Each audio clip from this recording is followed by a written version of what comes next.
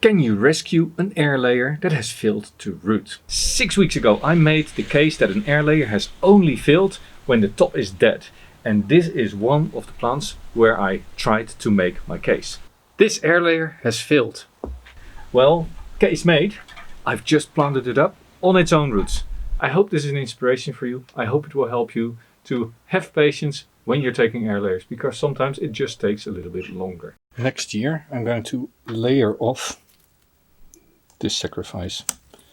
Let's prepare this side for better rooting and hopefully a bit of a bigger nebari. This is a trident maple, and as you can see there's an air layer going on. I put it on place last year. This is where I'm going to layer, just below the curve. Actually in fall I first put a tourniquet wire on it.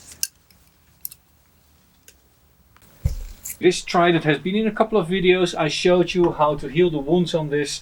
I'm growing it out. There is a sacrifice branch which goes all the way up to the sky here. I'm going to look at this air layer. Let's start off with checking whether this air layer has started to root. I don't really want to air layer, but there was a little bit of movement. And if it has air layered, then I can just remove the whole layer. Always a bit tricky. I've glued it together here because it sits over winter.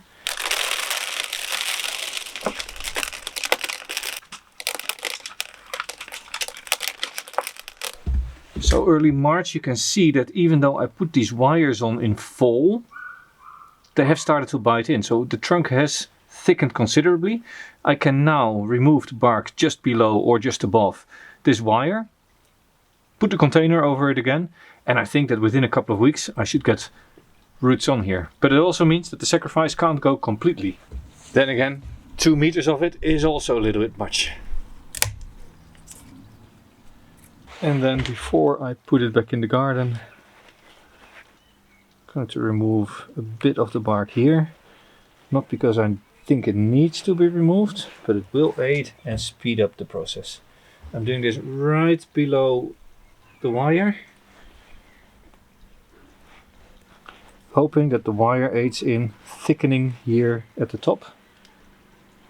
And then I'm just going to add the pot again, close it up, water it down and be done with this tree for the next couple of weeks. Next year I hope to put this in a proper pot. For sure next year the sacrifice is gone, whether it roots or not, that's fine.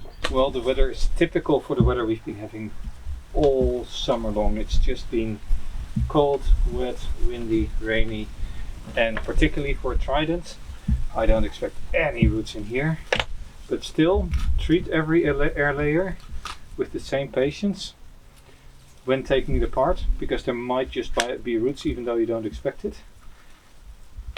And I just gently slide it open and out,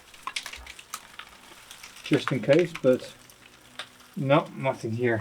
Now tridents I find notoriously bad at air layering, and that's why I have this little wire here below it, because they tend to really callus over quickly, and I need to remove here even the callus that's growing underneath it. This is a first indicator that a root might be on its way.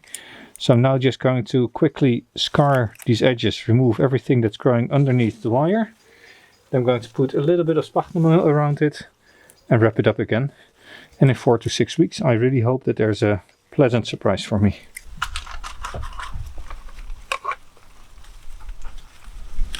Get this around there again, just like that. Now this was looped here over the top, hooking this in.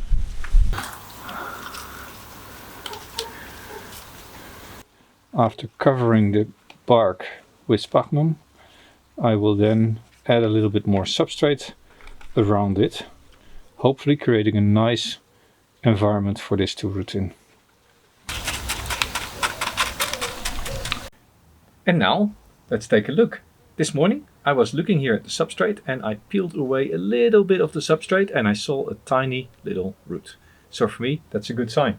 And because I don't like waiting, I'm just going to now remove the top. Although I'm not concerned about the roots not being able to support the tree, I am concerned about all the wind that we've been having. So I'm taking the long stalks off, basically just pruning it back to the first node on every single branch, which is sufficient to get everything settled in.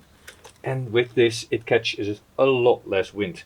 And yeah, just for safety's sake, let's take a peek in the pot again. Now this is what we're looking for here. There's a little root here, and if you dig a little bit deeper, there's another little root there. This is a clear sign that rooting is taking place in the pot. Now these are not very big, very strong roots, so you could also decide I'm going to leave this on for a little bit longer, but I'm not a patient guy.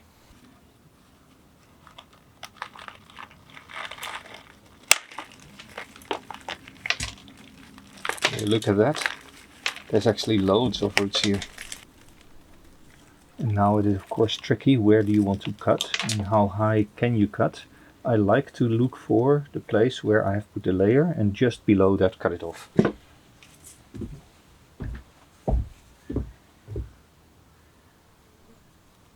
Aiming to not cut off the roots and holding the tree. There we go. Now at this point there's a lot of different opinions on how you should proceed. I personally prefer to take off as much of the sphagnum moss as possible, because then later on I don't need to get it out of the root ball. This however also puts pressure on the newly formed roots, and there is a risk of the roots breaking off. Interestingly, this is the point where I said root formation is about to take place. Whereas it actually happened on the other side, and all these roots look like they're all connected to one single point here on the root base. Just right there is where the roots are connected. That is going to be a bit of a challenge in the future, but I do expect these to also start developing as soon as I pot these up. Now this is a large volume of roots, all connected to one point, right? And in fact I'm actually not after so many roots on one spot. I'm just going to reduce this dramatically so that these are going to increase. But first, there's still the little tourniquet here. Let's remove that, so that later on if I'm working on it with scissors or a concave cutter, I don't lose it. I don't damage my tools. It's a bit awkward, but now it's not overgrown yet. Now you can still pull it out. Look at that.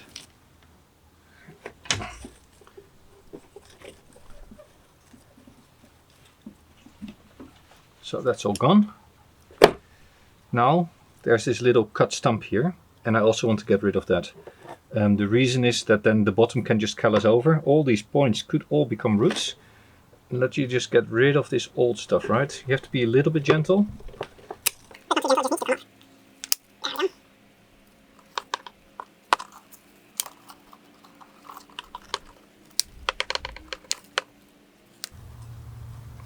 Ready to go into a pot. Now, before I pot it up, let's look at these roots, where they all originate. And actually there's a big root going down and there's horizontal roots. I'm just going to take this big part off, see how much is left over. That's still not a substantial amount removed, and now I can just reduce them a little bit. Don't worry too much. These roots, they grow really fast in the current weather. It is humid. There's going to be a bit of a storm tonight, so I'll put these in the shed. But these white roots are able to reproduce very quickly, and this will aid in triggering the tree in creating more roots. So I know this is counterintuitive, right? I'm cutting off lots and lots of roots here, but this is intentional. I'm now already thinking about the future of this tree, and the future of the tree is not just one root, it is roots all around. So by removing lots of these roots, it has support to get some water, but that's just about it. Now for potting up, the exact substrate is not all that important. I have lots and lots of leftover bits and bobs from replanting cuttings, and that's just perfectly fine. I've just mixed it up a little bit, and with that I've got a very high organic content, very fine grained. This is really just for planting up, right? And in springtime I might do another bit of root work, fill the container about 1/3, then I take the cutting. And that means that the cutting sits fairly deep, and that's with good reason. There's very few roots to hold it in place, so it needs to get also support from the substrate to not topple over. And as said, it's now going to go in the shed, but for the first couple of weeks I will have to protect it from heavy winds. unless I put a wire around the pot holding the cutting in place or holding the successful layer in place. And in fact, maybe for sake of this video, that might have been a good idea. But that's too late now. I should have put the wires in place before planting the tree up. I am tapping down very gently. I'm not pressing it in. These roots are fragile. And I'm going to take the hose and water it in further so that the substrate compacts around it. And then it is just going to go out of the wind into the shed. All watered in, pretty much stable in the pot. This is off to the shed. A couple of weeks have passed. Look at that. Still nice and green. Can actually remove the rocks because the plant is now pretty stable in its pot. I'm just going to leave this outside for winter. It now will have to take care of itself. In spring I might take a peek at the roots. The onset of spring. Leaves are appearing. This is a successful air layer. It has started to grow again. Now normally you would just let this tree grow for a year and maybe then do some root work. I'm not going to do any root work, but I'm going to take it out of the pot just to show you what the roots look like now. Also because I'm a little bit curious myself, but normally you just let it grow. I'm just doing this for the video to show you. This is what the roots look like in the first year. Don't expect anything spectacular, but you never know.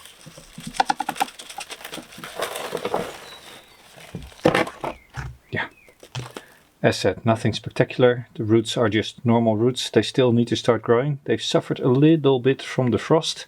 I could have protected it a bit better, but that will sort itself out soon enough. There you go. Let me just quickly put this back into the pot.